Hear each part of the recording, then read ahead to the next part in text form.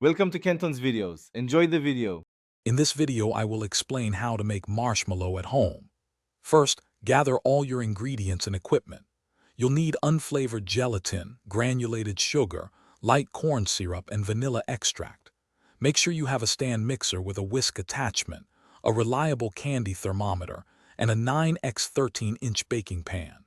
Properly preparing your pan is crucial for easy removal later, so grease it well and dust with powdered sugar. Next, let's prepare the base for our fluffy marshmallows.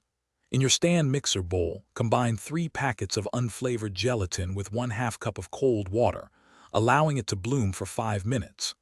Meanwhile, in a saucepan, combine 2 cups of granulated sugar, 3/4 cup of light corn syrup, and 1/2 cup of water. Heat this mixture over medium-high heat, stirring until the sugar dissolves, then bring it to 240 degrees Fahrenheit.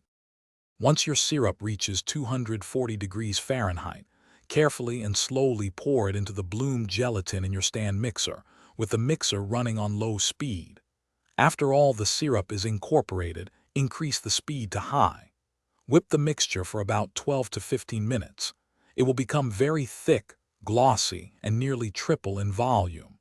In the final minute, add 1 tablespoon of vanilla extract for classic flavor. Now for the final steps. Quickly pour the warm, fluffy marshmallow mixture into your prepared 9x 13-inch pan, spreading it evenly with a greased spatula. Let it set undisturbed at room temperature for a minimum of 4 hours, or even overnight, to ensure it firms up completely. Once fully set, dust a sharp knife with powdered sugar and cut your homemade marshmallows into delightful 1-inch squares. Enjoy your delicious creation.